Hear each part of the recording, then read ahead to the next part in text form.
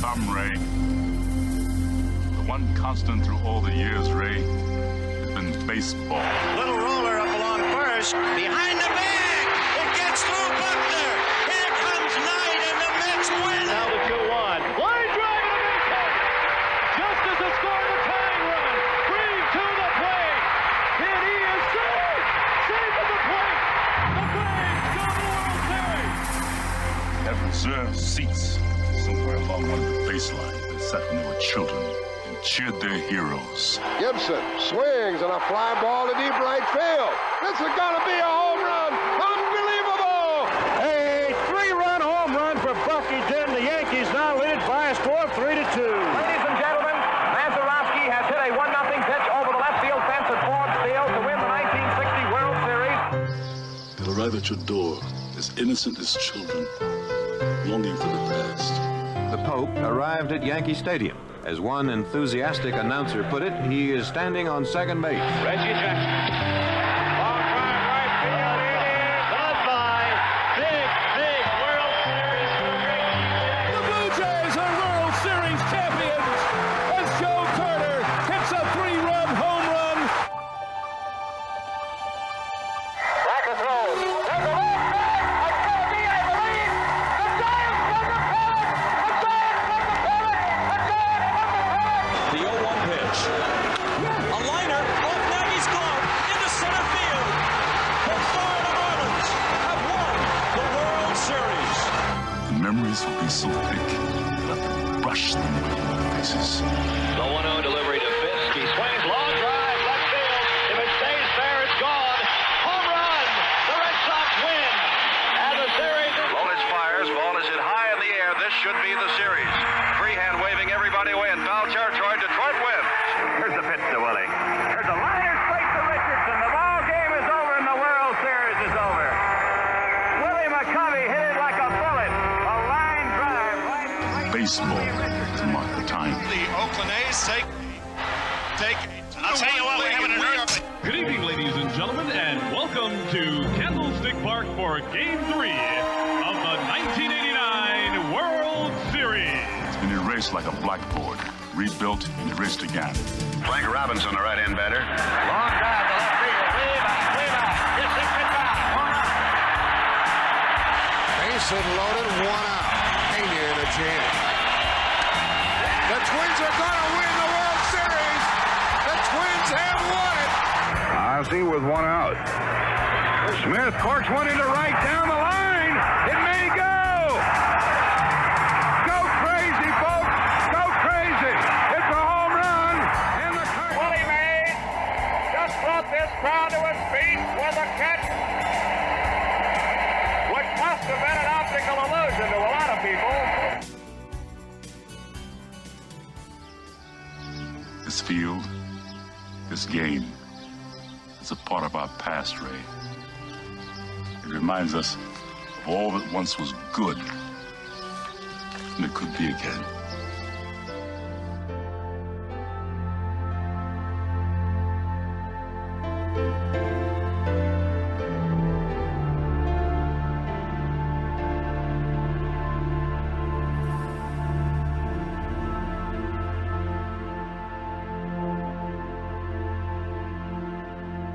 Broadcasted live.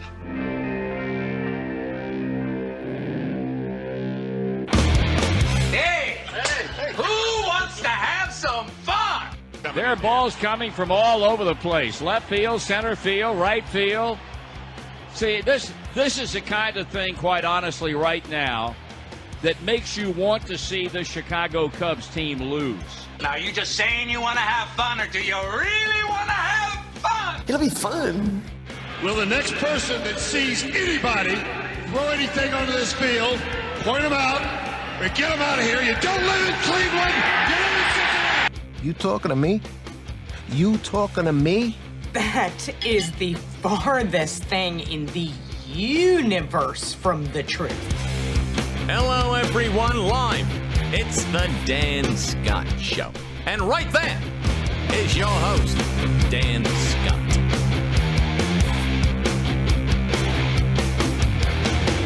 All right, good morning, everybody, and welcome to the Monday edition of our program.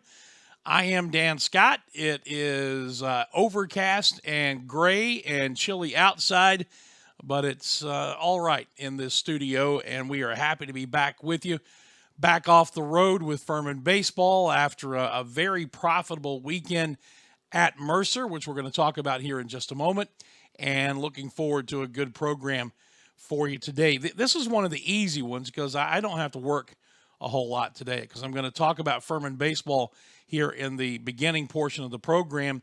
And then for the rest of the show, we are going to be live with our good friend Bootie Cothran, who is getting ready to head to Miami this weekend for the taping of another American Ninja Warrior season. Greenville's own American Ninja Warrior, who has created and developed many followers of the hashtag Bootie bandwagon, is back in studio with us ahead of his trip to Miami, and we look forward to talking with him on the program today. Anyway, hope your Monday is off to a good start. We made it through another weekend. I just got to tell you, while Friday night was okay down in Macon, Saturday and yesterday, cold. This morning, cold. It's April the 9th. I'm tired of being cold. It's time for the warm weather to set in and set in for good. And I know in 2 months we'll be complaining about it being too hot. That's the way we are. But I guess it's just a thing about getting older. I do not handle being cold as well as I used to. It seems as if the whole thing now is, if I get too hot, drink some water, a little air conditioning, I'm fine. If I get too cold, I can't get the heat turned up hot enough, quick enough to warm up. It seems to take forever. So now I'm beginning to understand why old people like Bootie Cothran go south. Yeah, and I came south. I came south from, by many different directions from West Virginia, to where it's supposed to be consistently warmer. Sometimes I wonder here in the upstate, but I guess all things considered, it's still much better than it could be in some other places. And I'll just say this. I love living here. I would love living anywhere but Macon, Georgia, where we spent this past weekend. And I'm sure the Chamber of Commerce people down there would like a little bit rebuttal, but it's my show, and you don't get it. Let's talk quickly about Furman baseball because I want to do that. I want to get to the break and spend some time with our friend Bootie Cothran. Brett Harker tweeted, he showed me this on the bus last night on the way back after the Paladins go on the road and take 2 out of 3 from Mercer. And I'll talk about what an accomplishment that was here in just a second. But he shows me on the bus, and I just tweeted it out here a moment ago. And actually, I've got to look at it because my feeble mind won't allow me to remember it. Oh, here it is. Furman's, after taking 2 out of 3 from Mercer this weekend, Furman's RPI has jumped all the way up to number 88 in the country, and right now sitting on the 18th most difficult schedule in all of Division I baseball. That's pretty strong. And you consider the upper division teams that they've played, the quote-unquote big boys they've played. 3 with NC State, 3 with Wichita State, 2 with Clemson, 1 with South Carolina, and another South Carolina game still to come. Those are factoring into this thing heavily, obviously, and the more those teams win, the more it helps both the RPI and the strength of schedule. And so Furman, by virtue of those things happening and then turning things around and winning 2 out of 3 against Mercer, that also played a small part in it. All of a sudden, the RPI is in the top 88 in the country, and the strength of schedule is the 18th most difficult in the country. What kind of a task was it to go to Mercer and win 2 out of 3? Well, coming into the series on Friday night, Mercer at home, on the road, didn't matter, had won 29 of their last 34 weekend series. I mean, they were picked to be right at the top of this league again this year.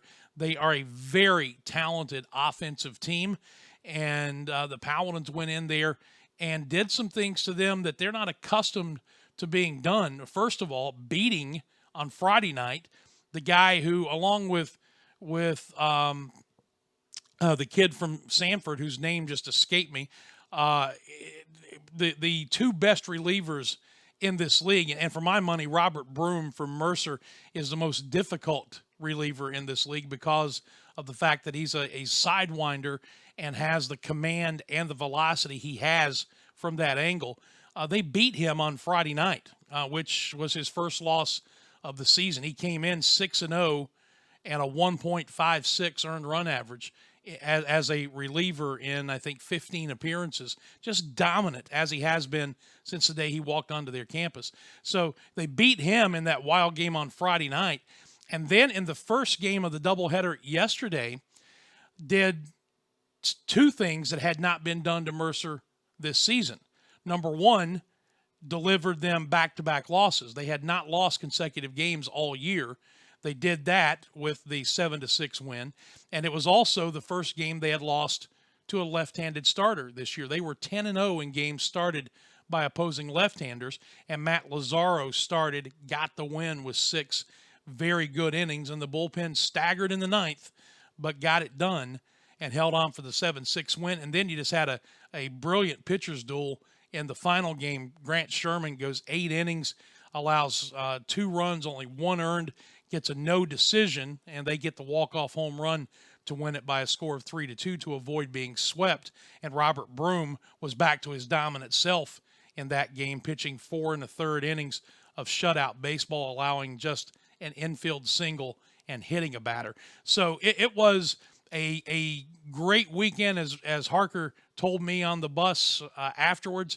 He said, going into that last game, we're playing with house money because the idea is to win series. Yeah, you're trying to win every single game, but the idea is to win series, and you go on the road and you win at a place where they just simply don't lose weekend series. They don't lose them anywhere. As I said, 29 of 34 they had won coming into this weekend, and the Paladins, after the 8-game losing streak, have the come back from down 10-0 to beat Georgia State on Wednesday, and then go to Mercer and take the first 2 games of that series.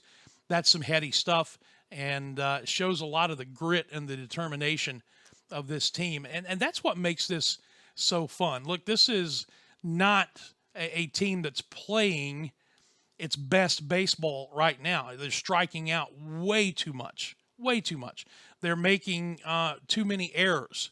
And yet they continue to find a way to battle and scrap and fight. And, there's just not enough superlatives to throw out there as to how this coaching staff continues to keep this team together, continues to mold the group, mold the chemistry, and make the right moves at the right time. I mean, think about this.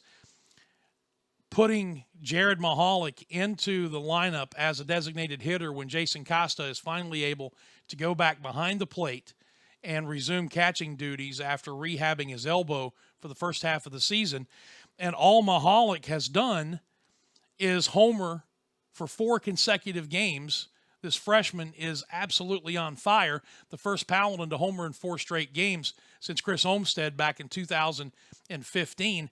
And that's pretty heady company because Olmstead is the career home run and RBI leader in Furman baseball history. So Mahalik here as a freshman has homered in 4 straight, and he'll have a chance to push beyond that coming up on Tuesday when Winthrop comes calling here at Latham Stadium. So it was a big weekend for the Paladins. Got their first 2 conference wins, win a series on the road, and now it's 4 games at home, beginning with the non-conference midweek game tomorrow against Winthrop at 6 p.m. here at Latham, and then 3 games with Wofford. The dreaded Terriers are coming to town on Friday, Saturday, and Sunday, and we'll talk more about that series as we move forward. But a huge weekend, had a lot of fun, even if it was in Macon, Georgia, and a big, big series win for Brett Harker's Paladins on the road. All right, we need to take a break, and we're going to come back And when we do, the hashtag Bootie Bandwagon, he is here in person to talk to us about the upcoming season of American Ninja Warrior. As we go out, the show, as always, brought to you by our friends at the Atlanta Bread Company, located in Cherrydale Plaza, just down the road from campus here. You know how much I love the food, how much I love the people there. You will too. If you've been there, you know. If you haven't, you need to go check them out. And when you do, please thank them for the investment they've made in this program. It's very important that you do that with them and all of our sponsors. The Atlanta Bread Company, our presenting sponsor here on the Dan Scott Show. Still got half a voice. We're plugging through. Bootie Cothran is up next with us here on this edition of the Dan Scott Show. We'll be right back. Holding, number 79, defense, first down. I'm also holding a party tonight. Great call by the official. Looks like we've got another flag on the field. Holding, a Pepsi. Necessary refreshment. Hey, Ted, bring some of that Pepsi to my party. Pepsi and the NFL. Welcome to the Fun Doesn't End Zone. When the Furman baseball team goes on the road, it travels safely, comfortably, and with the latest technology with Jeans Tours and Charters. Jeans has been a Furman favorite for decades and has serviced Furman baseball for over 20 years. Take it from head coach Brett Harker. Book your next road trip with Jeans. Jeans Tours and Charters, online at jeansbussvc.com or call 864-242-1673. Jeans Tours and Charters, servicing the upstate since 1980. If you've been sidelined by an injury, the St. Francis Sports Medicine team is here 24/7 to get you back on the field. Our highly trained network of physicians, athletic trainers, and physical therapists treat all types of sports-related injuries, even those that don't occur from playing a sport. Call the St. Francis Hurt Line at 675-HU-RT for priority appointments or at-home advice. Again, that's 675-HU-RT. Hey Furman fans, it's baseball season. Here at Ingalls, we know that as you root for the home team, sometimes you want more than just peanuts and Cracker Jack. And while we do deliver on your favorite ballpark classics, we're proud to offer a packed lineup of everything you need to make your next meal a home run. Ingalls, a proud sponsor of Furman Baseball and the official grocery store of Furman Athletics. Go Dins! Life's healthier when you're backed by a Greenville Health System primary care doctor. Because then, the doctor that has your back is backed by the more than 1,000 physicians and specialists at the region's leading health system, all working together to bring you the right care in the right place at the right time. Great health starts with a GHS primary care doctor, and there are more than 200 of them conveniently located throughout the upstate, ready to see you. Find yours today at ghs.org/mydoctor.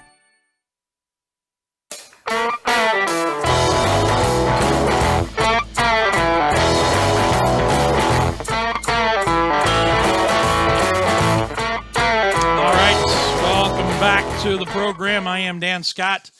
Good to have you with us here on this edition of the show. It is Monday, and we are here.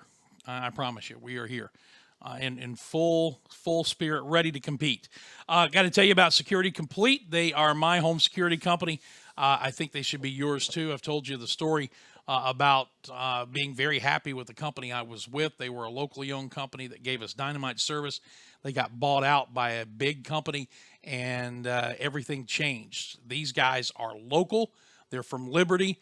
The two guys who run it have combined 40-plus years experience in the industry. They know the ins and outs of it. I have been 100% plus satisfied. They have an offer, and again, you got to think about this for a minute because you're going to see $599. What kind of offer is that, Dan? Well, let me tell you what kind of offer that is. You're buying the equipment. You own it, and it's not proprietary. What I mean by that is you decide for some reason you don't want their service anymore. If you do that with a big company, they lock out that equipment, and you can't use it anymore. Well, with this one, you own it. If you make a decision to change for whatever reason, which you won't, but if you do, you can still use that equipment. Everything you see on the screen there comes with that price. The keypad, the 3-door sensors, the key fob, the pet-friendly motion detector, the cellular communicator, yard signs, and window stickers. You get all that for that price. And then the simple low monthly rate starting at $29.95, or there's one more level up at $34.95.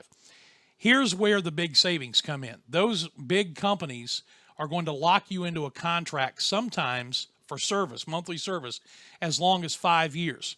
Well, you buy this equipment with that one-time investment, then you start at that $29.95 price or the $34.95 price. Start doing the math, and over 5 years, you're going to save somewhere between $1,200 and $1,800. So they get you by locking you into a service contract. The folks at Security Complete don't do that. There are no service contracts. You're on a month-to-month basis, but I can promise you, you're going to love the service. 864-546-0360 on Facebook at Security Complete, on Twitter at Security Complete without the Z, without the O in complete, CMPLTE. The folks at Security Complete, they are ready to help you with all of your security needs. I trust them for protecting my family, and so should you. All right. You should know this guy by now, especially if you're a Furman fan, because he may be the Furman super fan. He is Bootie Cothran.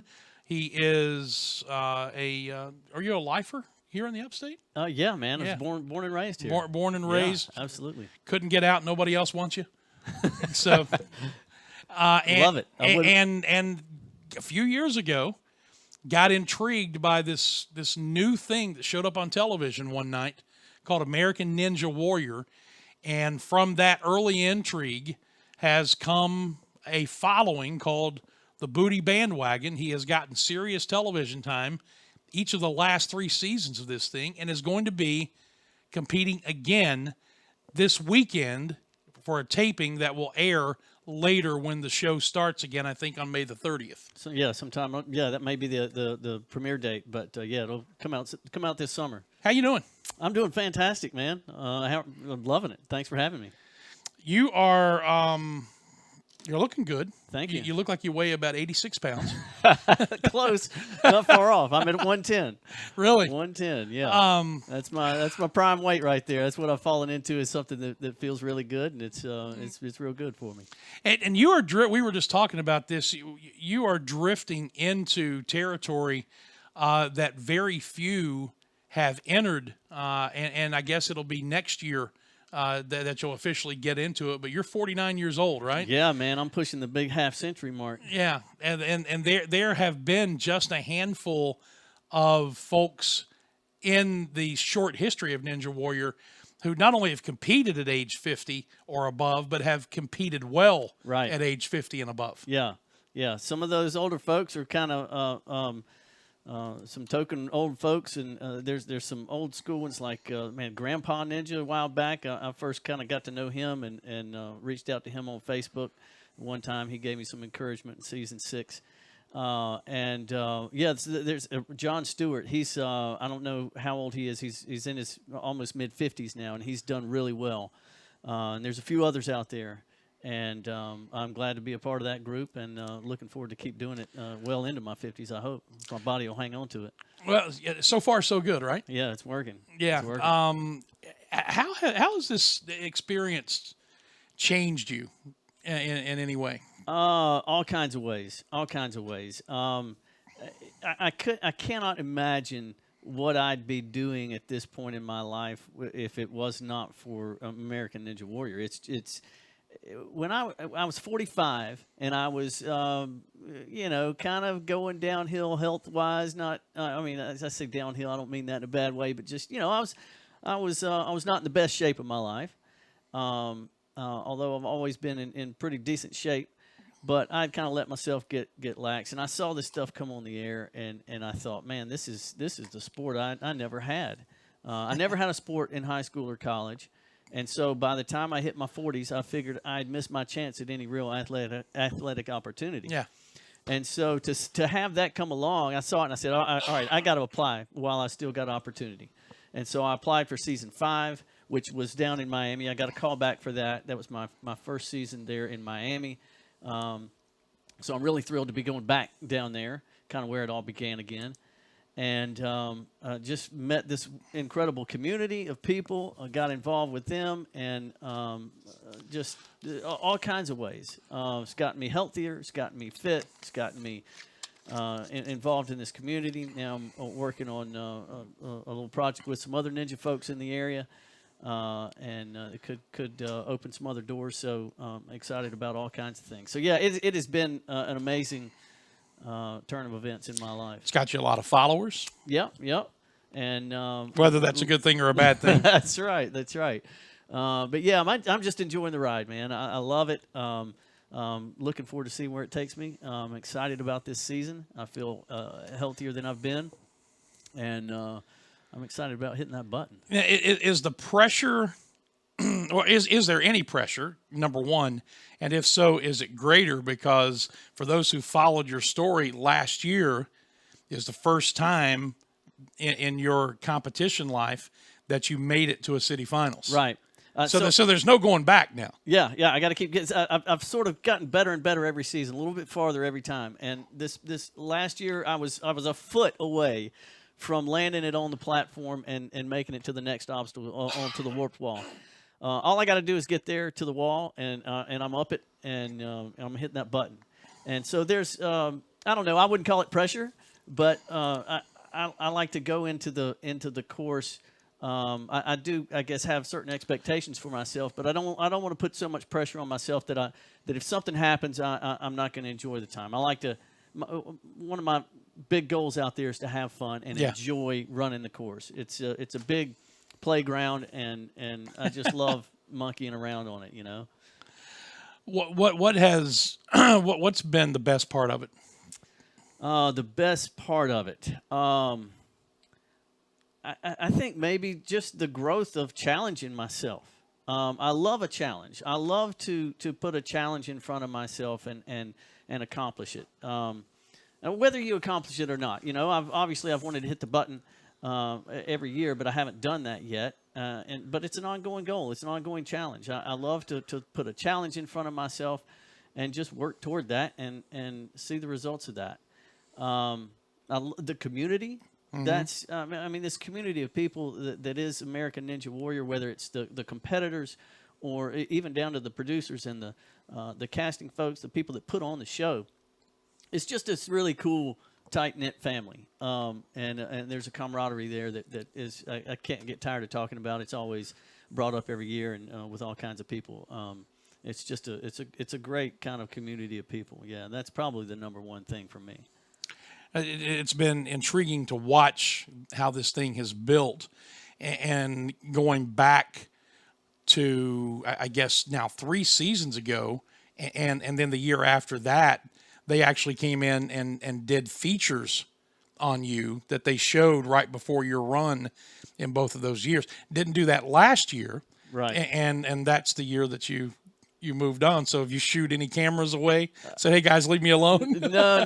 I welcome any of that stuff, you know. And they do that with a lot of folks. They'll get all kinds of footage and have you submit a lot of footage, and like any kind of television show or any kind of entertainment industry, a large portion of that just ends up on the cutting room floor, and so you never know what kind of airtime you're going to get. It all depends on so many factors that really out of your control.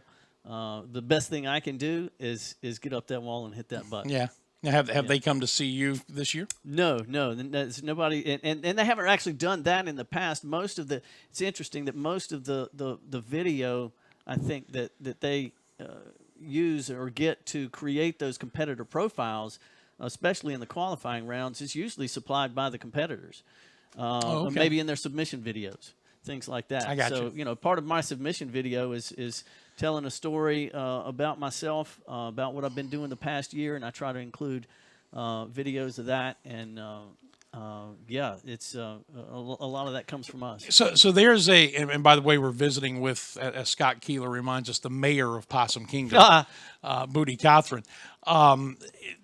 For a handful of the quote unquote superstars, they're pretty much going to be there. Mm-hmm. For everybody else, you have to do that video submission every year, right? Yeah. Well, everybody does, and then hope you get the call back. Yeah, everybody does. And they don't take that away for anybody. Maybe they've got a certain amount of people that they know they're gonna. That you'd have to do a really bad video to not get called or something. Yeah. But I think they have a lot of folks that they know they want back. But yeah, everybody's got to submit a new video every year, and so it's always fun to try to come up with something creative and fun and entertaining to do. My goal is all in creating a video is always, to think of it from the mindset of there's, executives in a room watching these things, and they got to watch thousands of them, and you want to entertain them, you want to make them smile, you want to make them laugh. What can you do to set yourself apart? Yeah, right. When we come back from the break, we'll talk about one of the things he's done, which a lot of these Ninja Warriors are doing now, especially if there's no gym in the area that can replicate some of the challenges. They just build them in their backyard or wherever they can find the space to do it. We'll talk about that.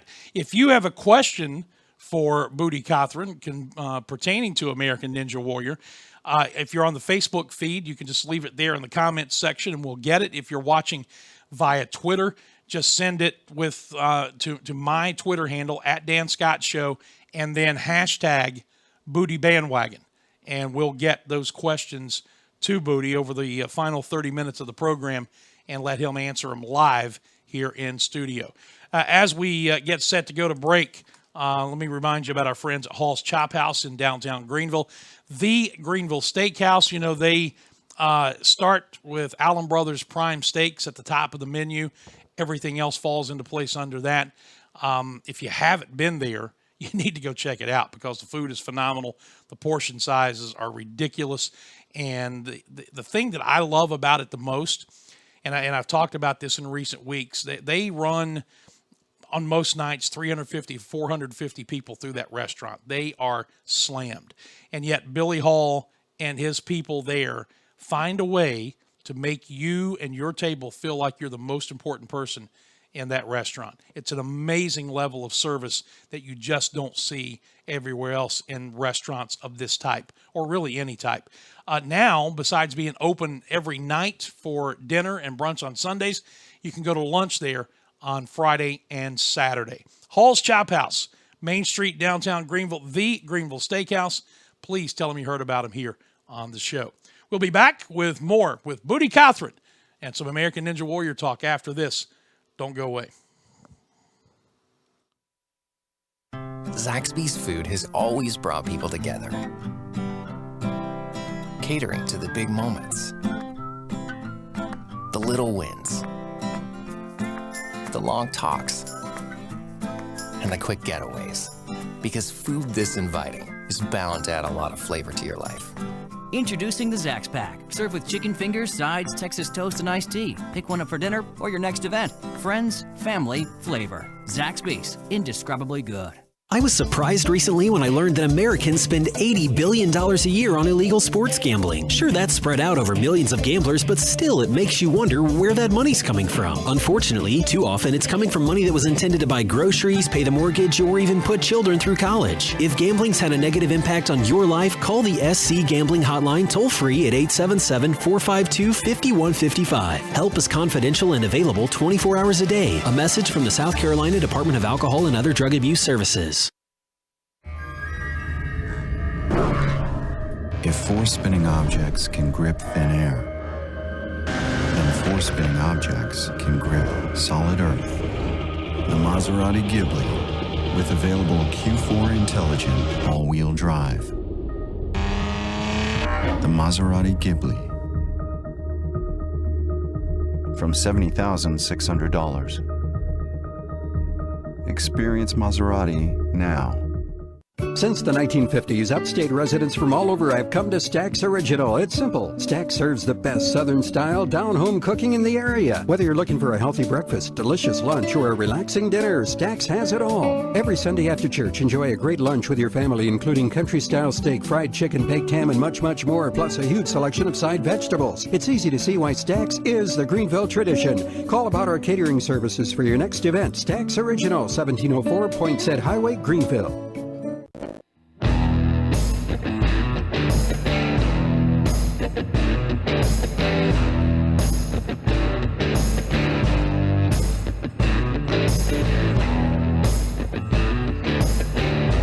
Welcome back to this Monday edition of the Dan Scott Show. I am Dan Scott. Good to have you along for the ride today.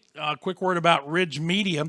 The new DanScottShow.com website is in the works and is probably still another month and a half away from going live. And the folks at Ridge Media are taking care of it for me. Kenny and the gang there are a one-stop shop. They're based here in Greenville. They also have an office down in Charleston.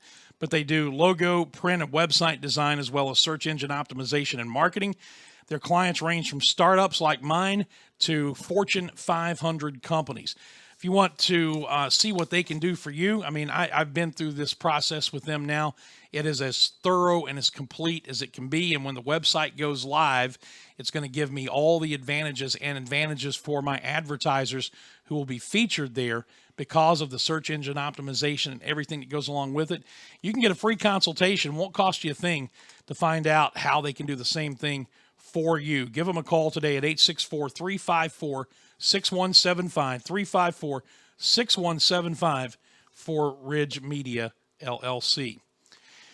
We are talking American Ninja Warrior with Bootie Cothran, who will be competing actually this weekend in Miami. It will not be shown until sometime later. I think the season debut I read on the Ninja Warrior Twitter site is May the 30th. And so whenever that falls into place, and we'll talk about how this scheduling works because when we got into it, I think a little bit last year, it's intriguing because of how they separated on the TV broadcast. Yeah. It's an interesting process. Yeah. But we do have a question that was submitted by SoCon John on the Facebook feed and wants to know, with your Furman affiliation and being a Furman super fan, would you be allowed to wear a Furman football jersey on American Ninja Warrior? I wish I could, but they're pretty strict on logos and things. They won't let any logos out there on the course. And, if I could, I'd be more apt to wear some shorts or something like that. I like to go shirtless. I don't want any jersey, especially a jersey or something like that. I don't want to have something like that. I feel kind of encumbered if I got something on like that. Got to show off those pecs. Oh, that's right, yeah.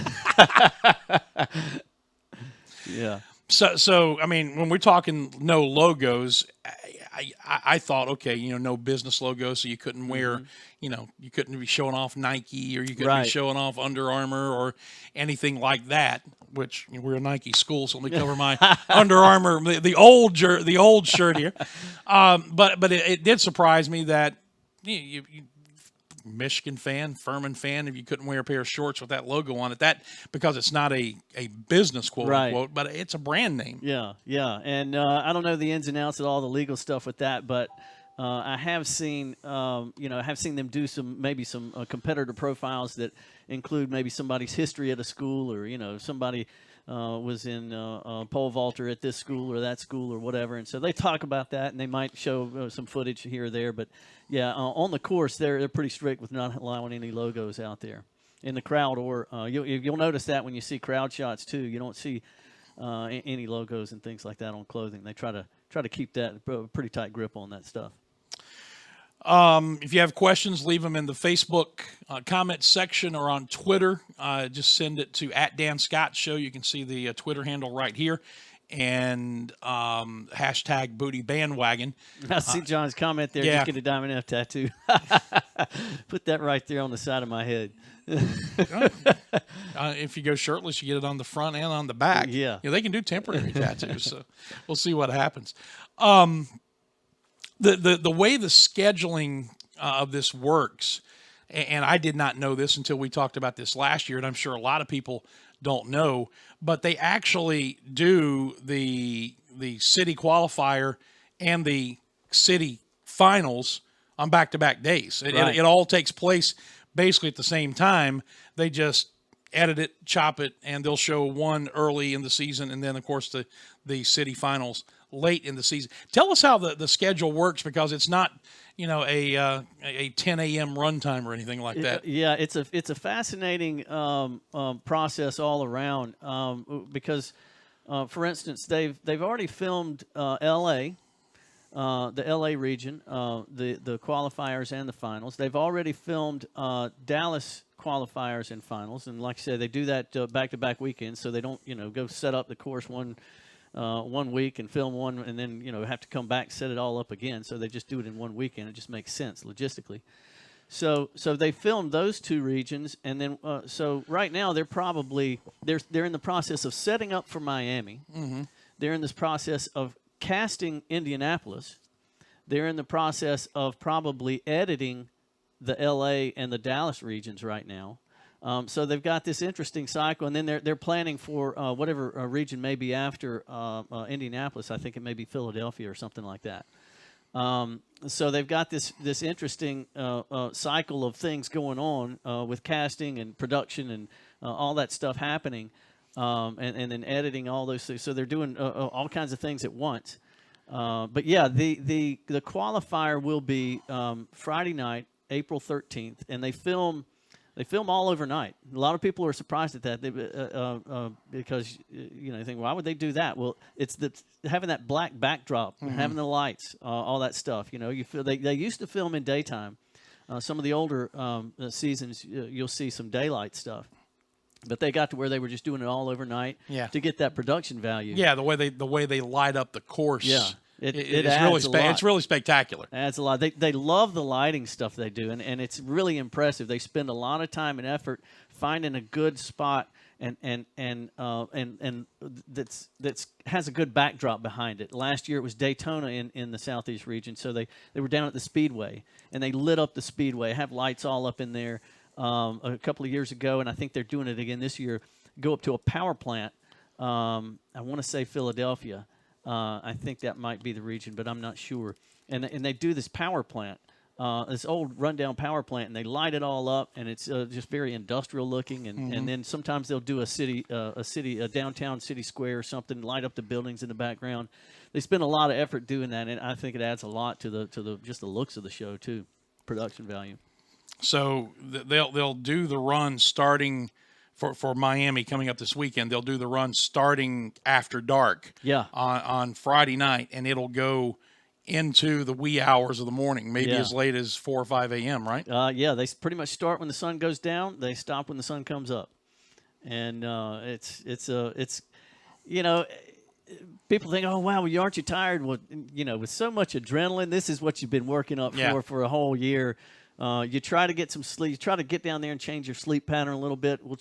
People will start staying up late, as much the week before, sleeping in as much as possible. But when it comes down to that night, it's like trying to sleep before the Super Bowl. If you're playing in the Super Bowl, you ain't getting any sleep that night much. Yeah, and so you go through that, and then like last year, if you are fortunate enough to make it through the qualifier to the city final, you come back the next day and do the whole process over again, right? Yeah, and you're pretty gassed. Your arms are, legs may be pretty gassed from the night before, and so you're just trying to get as much rest as possible, try to get as good a nutrition as possible, and plan all that stuff out so that you can do the best you can do, right? You're 110 pounds. Eat a chocolate bar or something, man.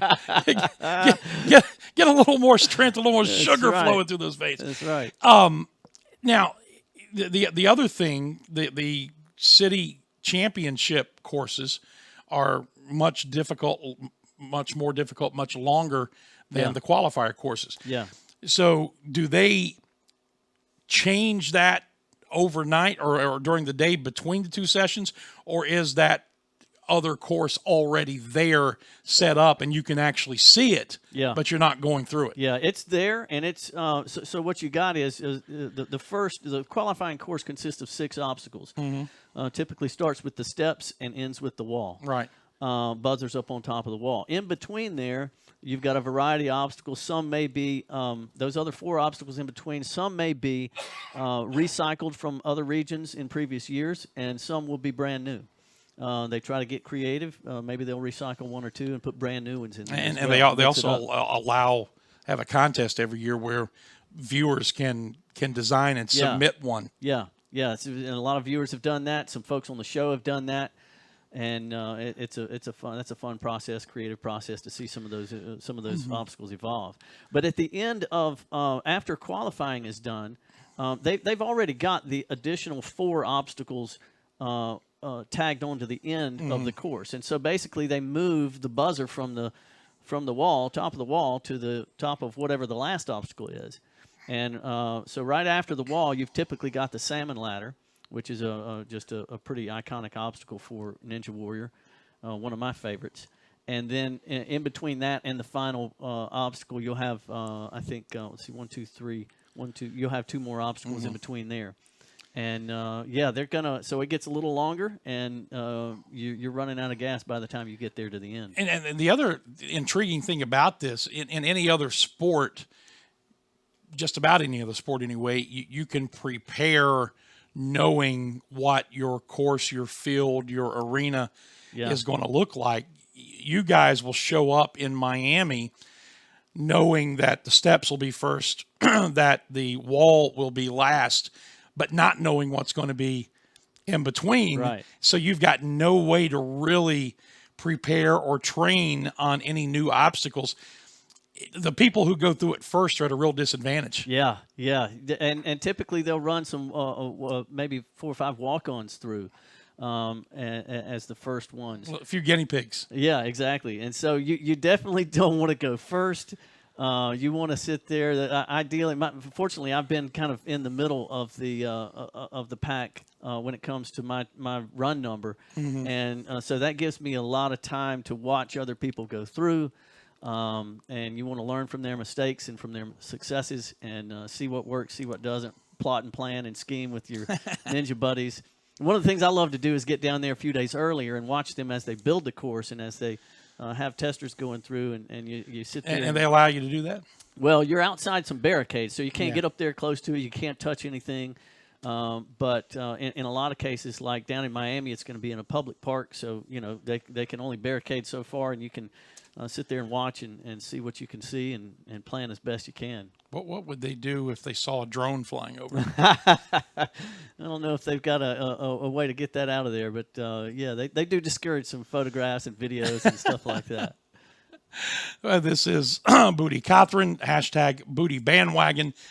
He is Greenville's most well-known American Ninja Warrior competitor. There are others here in the Greenville area, though, right? Yeah, Brett and Grace Sims are probably the most well-known as well. They I've gotten to know them real well, and great people, and working with them on some projects here that hopefully we'll be able to talk about soon. And great people. Brett has been involved with it since day one. He's been over to compete in Vietnam, over in Japan, Malaysia. He's done a lot of international stuff. He's been on it every season, I believe, maybe except for one. And he's very well known and respected in the ninja community as one of the strongest competitors out there. And Brett and Grace both are competing on the Ninja versus Ninja show. Which is the new name of the team, what used to be Team Ninja Warrior. That airs over on USA Network at 11 p.m. on Mondays, right after WWE, or Monday Night Raw. And that brand right. That's right. That is a fun show to watch. Now, they're on 2 separate teams, and if you don't know about that show, basically it's Ninja Warrior kind of on steroids. You have 2 courses, identical courses, side by side, and you have 2 competitors racing. So it's very much a speed element there. They're going as fast as they can go safely, and sometimes not so safely. Not so safely, yeah. And you see some crazy wipeouts. You see there's some elements that are shared, some obstacles that are shared and maybe connect with each other. And so you have some battles for position if you get there at the same time. And it's a lot of fun to watch, a lot of quick, buzzer beater kind of finishes. It's a fun show. Yeah, it's interesting stuff. I remember, gosh, this is going back. This will be what, season 10? Season 10, Season 10. Crazy. So I can remember this is going back probably inside the first 2 or 3 seasons of the thing, seeing it on television for the first time. And my wife and I kind of sitting there wondering, what in the world is this mess? I mean, what have they invented now that, what kind of stupid competition thing is this? And then we kept watching and kept watching and kept watching and thought, you know what? All of a sudden, this is pretty cool. These people are incredible athletes. You get to see a lot of great stories from people, but watching the competition, watching the strength, the flexibility, everything that is required, and watching how the women's side of it has grown, and the superstar that someone like Jessie Graff has become, or Casey Catanzaro, who was the first woman to make it up the warped wall. And speaking of WWE, she's now working with those folks. Casey, she's working with WWE, and so that'll be interesting to see what she does. So is she out of the Warrior? Yeah, game? I don't think she's competing anymore in Ninja Warrior. But man, Jessie, she's a force. She's a beast. Incredibly talented. Yeah. So it's been fun. Like I say, it's the first time we saw it. It's like, what is this train wreck? But like most train wrecks, you have to watch. Yeah. And the more we watched it, the more appreciation we got for it. Now we watch it every year. Yeah. And look forward to it. It's a lot of fun. It is. Let's take another break. We'll come back with a final segment and talk about anything we haven't gotten to yet. This is Bootie Cothran. Bootie Bandwagon. Hashtag Bootie Bandwagon. For the upcoming season of American Ninja Warrior. And we'll be back to close out the show right after this. The Atlanta Bread Company wants to make your dining experience as convenient as possible, especially if you're ordering takeout. Go online to atlantabreadcompany.com, place your order there, and pay for it too. Then, when you get to the restaurant at Cherrydale Point, you breeze right by the cash registers and go straight to the pickup counter where your food will be waiting. And speaking of food, try the new Shrimp Po' Boy, a delicious and surprisingly healthy addition to the already great menu. That's the Atlanta Bread Company, Cherrydale Point in Greenville. When the Furman baseball team goes on the road, it travels safely, comfortably, and with the latest technology with Jeans Tours and Charters. Jeans has been a Furman favorite for decades and has serviced Furman baseball for over 20 years. Take it from head coach Brett Harker. Book your next road trip with Jeans. Jeans Tours and Charters, online at jeansbussvc.com or call 864-242-1673. Jeans Tours and Charters, servicing the upstate since 1980. If you've been sidelined by an injury, the St. Francis Sports Medicine team is here 24/7 to get you back on the field. Our highly trained network of physicians, athletic trainers, and physical therapists treat all types of sports-related injuries, even those that don't occur from playing a sport. Call the St. Francis Hurt Line at 675-HURT for priority appointments or at-home advice. Again, that's 675-HURT. Holding, number 79, defense, first down. I'm also holding a party tonight. Great call by the official. Looks like we've got another flag on the field. Holding, a Pepsi. Necessary refreshment. Hey, Ted, bring some of that Pepsi to my party. Pepsi and the NFL. Welcome to the Fun Doesn't End Zone.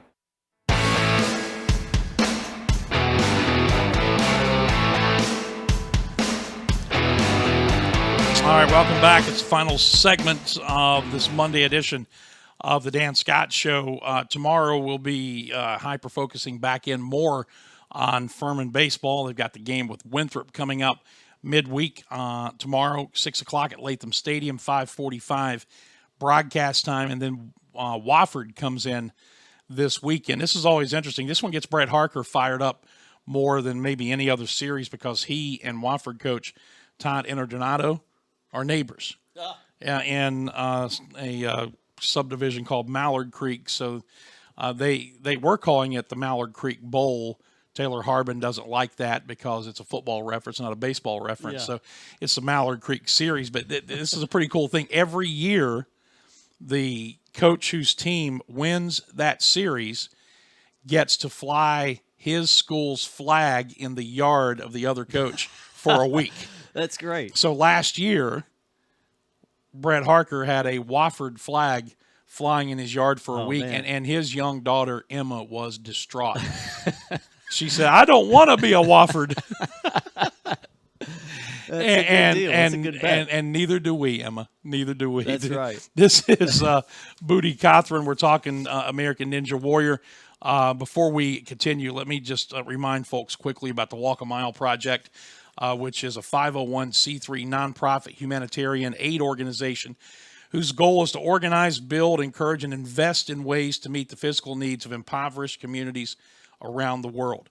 What do? Well, they encourage and equip groups on how to go, how to prepare for a mission trip, how to form a trip, how to raise funds, and then when they get there, how to build houses, feed a village, conduct medical clinics, search for clean drinking water, all of those things. It's a Christian organization, a 501c3 called the Walk a Mile Project. You see the website, thewhamproject.org, right there on your screen.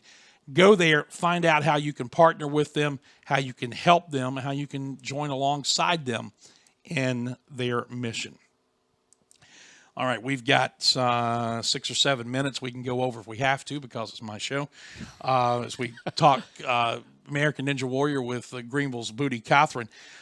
You were telling me during the break, one of the things that we referenced was the stories, the backgrounds they'll tell about competitors, and that seems to be a reality television thing now where they're always trying to tug on heartstrings. That doesn't make the stories any less real and the good ones any less effective. And you were telling me about a young man whose story actually caught your eye. Yeah, there's a guy named Matt Barclay, and he, I believe he lives in Charlotte. I met him down at a regional competition down in Atlanta last year, I believe, and he was working, just struggling to get up the wall, and it's been his first exposure, I think, to a warped wall, and me and a handful of other guys were giving him some tips and trying to help him out. But I've seen his story, and I've kind of followed him since then. He's applied to the show. He got a call back, and I'm just excited as the world for him because he's one of these stories of people who kind of let their fitness get away from him. He's been on the couch playing video games a lot and was not in the healthiest of shape. And is it getting warm? getting warm in here. What I feel like Bootie and everybody else is looking at me as he's saying this stuff. He saw Ninja Warrior and he said, "Well, I'm going to get involved in this. I'm going to try to do some things." And he started getting involved in some local competitions. Did that. Started working on his fitness. And applied to the show, and they called him back. He's going to be competing in Miami, and I'm just as stoked as I can be for him. And so I'm looking forward to see how he does, and just pulling for him all the way. I love those kind of stories, man. There's some really good ones. It's like anything else. We tend to get cynical after you see so many stories, and my wife and I'll be sitting there watching, and why does everybody have such a sad story? I hear I hear that all the time. But it's amazing how something like this can inspire people, whether it's somebody like you that's been inspired, or whether we see people who have overcome illnesses or family tragedies, or maybe just somebody who's tired of being out of shape and sitting on the couch. Yeah. And the fact that it's young people and up to people in their 50s, and I think there's even been a competitor or two who's gotten some TV time who've been 60 or above who've done it. Right. I think that's pretty cool. Yeah. Yeah, there's a guy named John Luby. He's probably going to be back. I think last year when he fell, I think his dentures came out. He had to go diving for him. Denture diving. So for dumpster diving. That's right. But never denture diving. That's pretty funny.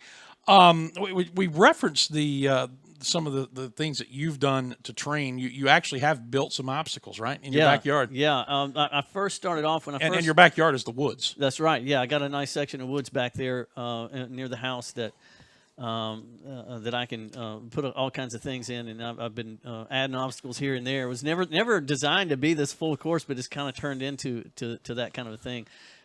When I first saw the show, the obstacle I think that really caught my eye was the salmon ladder. One, because I'd never seen anything like that before, and I thought it was amazing.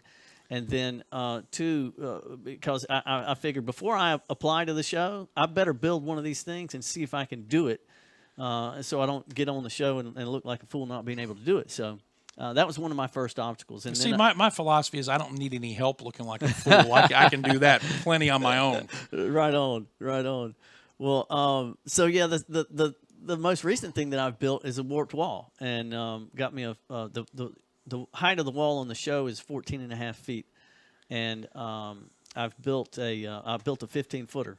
I add a little extra to it, and I feel real good on it. So I just got to get there. Just got to get to it, right? Just got to get to it, and I'm golden, baby. And last year you came as close. Oh man, 6 inches. 6 inches. Is all I need. On the last obstacle, right? Before the warp wall. On the next to the last obstacle, right before the wall. I was probably about 6 inches off of making it to the platform, yeah. Whew. Rolling Thunder. That was the one that got me. Yeah. Both nights. Is there one obstacle that if you see it, you slap your head and say, "Oh no"? Rolling Thunder. Okay. No, but they won't put that one again because it was already used in that region. They won't repeat an obstacle for a region like that. In a region, yeah. Aside from those basic obstacles like the steps and the wall, things like that.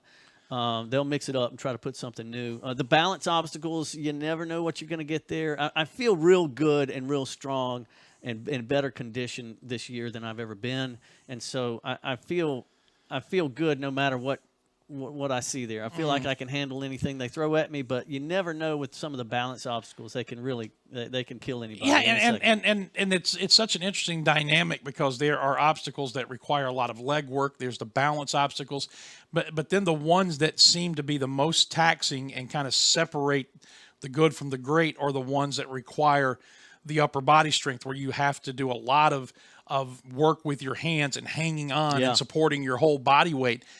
Does being 110 pounds help you in that because you don't have as much body weight to support? Yeah. Now, then there's also a trade-off of some people might be heavier, but they got a little bit more muscle. So there's definitely a balance there.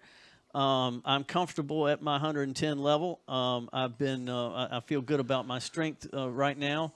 Was doing some salmon ladder work yesterday on some technique and stuff, and I feel good about it. But yeah, they definitely try to wear you out on some of those last obstacles on the upper body stuff, and your grip's got to be there. And that's why the rock climbers are so successful at this thing. Yeah, a lot of that's some good stuff to practice and do is any kind of rock climbing work. Fingertip grippy stuff, holding your body in awkward positions and being comfortable maneuvering. Definitely helps. And these are all things that you've learned over the last few years, right? Yeah, absolutely. Yeah, you watch what other people do. You pick up tips here and there, working with other people, practicing different certain things, and you certainly pick up some things that work.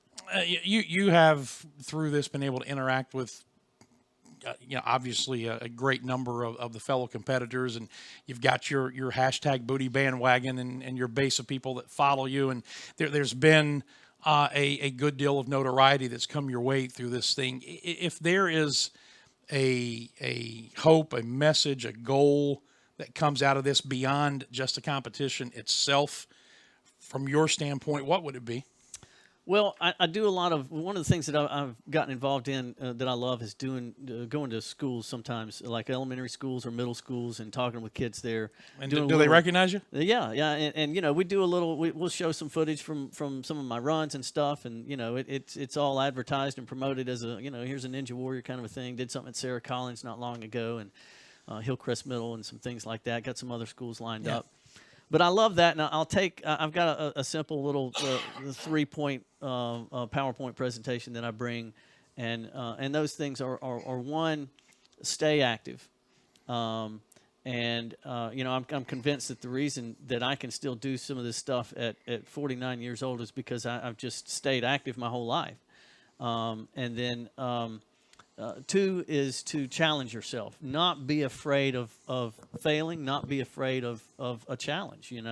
That's challenges is how we grow. It's like pumping iron in the weight room. Mm-hmm. You challenge your muscles, and they grow stronger through those challenges. And the third one is to be kind. I use the example of the ninja community and the camaraderie that's there, and everybody's pulling for each other and helping each other out. You're not out there, hoping your buddy falls or hoping somebody falls, and when they do, then the next thing you do is helping them up and showing them what they might have done different to succeed through there. So I enjoy promoting those kinds of things to kids, and using my Ninja Warrior platform as a way to be an example like that, and to promote those kinds of things. That's really good. Yeah. That's a lot of fun. Hunter Miller wants to know, from your standpoint, who do you think has a chance at winning it all? Oh, there's a ton of people out there that have so many good skills. I mentioned Brett earlier and his abilities. He'd probably be on the top 5 list of most of the ninjas out there is somebody qualified to do it. Drew Dreschel, he's in almost a class by himself. I wouldn't put Jessie Graff out of it. She's a beast as well. Flip Rodriguez. There's a handful of others out there as well. This Papal Ninja, Sean Bryan, I believe his name is. He's incredible. I was really impressed with what he was able to do last year in Vegas. He kind of really blew me away with that. All right, so you're actually leaving tomorrow. Yes. For Miami. Yeah. Fly out tomorrow. Mm-hmm. Heading down there. Going to get a few days in early so I can watch things being designed and built and start scheming and planning and changing my sleep pattern. Get the drone flying over. That's right. Little reconnaissance action pull there. Up Google Earth. It's live satellite feed. And then you will run on sometime Friday night / Saturday morning. You were telling me you hope that your turn comes into Saturday morning after midnight. That way you can get away from Friday the 13th. That's right. You get away from that Friday the 13th. Not that you're superstitious or right. anything. It's bad luck to be superstitious, right? Yeah, exactly. I like that. And then if you make it far enough or you finish the course, then the next day you'll do the city qualifier, and you won't be able to finals, yeah. city finals, yeah. And you won't be able to tell us any of this. Right. I have to come back, and it'll just be a shady mystery. Man, welcome to my life. But we do want you back. We were hoping, by the way, to be able to get the host of American Ninja Warrior, Matt Eisman, on with us via phone today. It did not work out, but Bootie has. I'm going to say it. He's promised me. We're going to make it work. That we will have in future appearances, as this season moves on, that we will get Matt Eisman on with us, whether we have to pre-record it or whether we can get him on live. Yeah, Matt's fantastic. He's a fun guy. Well, all those folks are. Matt and Christine and Akbar, they come hang out with you a little bit before the show starts filming, the qualifying night and finals night, and they're just really fun, down-to-earth people and fun to be involved with. And again, as these things grow, it's interesting to watch. You watch a couple of the early seasons of Matt and Akbar hosting this thing, and they're a little subdued, kind of, maybe because it's still new to them. But as this thing has gotten rolling, they have developed the ability to go over the top when necessary. Especially Akbar gets excited about something. It's pretty funny, isn't it? I love his sayings. I love how he gets into it and some of the sayings he comes up with. And, it's a lot of fun. And it's good stuff. Anything else that we haven't talked about that we need to get to? Man, I can't think of it. We covered a lot, and I sure appreciate you having me on. I enjoy it. Looking forward to it again next time. Yeah. So when can we expect for you to come back and not tell us how you did? Yeah. Anytime. Anytime after I get back, happy to come back and talk about whatever I can talk about and not whatever I can't. Yeah. So it'd be kind of like Seinfeld, a show about nothing. That's right. Which most people would say that's what we accomplish here every day. Anyway, well, man, I'm excited for you. I'm looking forward to it. Again, it'll be taped this weekend, and American Ninja Warrior debuts. If I saw their Twitter account correctly today, on May the 30th on NBC. Man, yeah. And it'll run throughout the summer. Yeah. So we don't know. You don't know when the Miami region will actually be shown. No, not yet. But I should know that. We should know that. Maybe in another month or so. And they'll start letting us know a little bit more about that. We'll see it pop up, and we'll be able to start promoting that. So yeah. Absolutely. We'll let you know as soon as we know more. Well, and next week or the week after your run, we'll come in and maybe just do a segment to kind of let people know how it went without telling them how it went. Yeah. And then as we get a little closer to things, and especially after it runs, we'll get you back in, and maybe I can even rig up a telestrator. We can draw on the draw on the screen, and this is where it all fell apart again this year, or this is where it all came together. That's right. Where it all came together. Got to think positive. We're thinking positive. Going to will it into happening. Thank you, man. Thanks. Appreciate it. That is Bootie Cothran. Follow him on Twitter at Bootie Cothran. He's got a Facebook personal page and a celebrity profile page called, oddly enough, Bootie Cothran. And on Twitter, it's the hashtag Bootie Bandwagon. Join it and follow his progress. I'm telling you, if you've not seen it, it is fun stuff. American Ninja Warrior. That is going to wrap it up for us. Thank you for your attention today. We'll be back with you tomorrow, same time, and getting ready for some more Furman baseball, among other things. Until then, I'm Dan Scott for Bootie Cothran, saying God bless you. So long, everybody.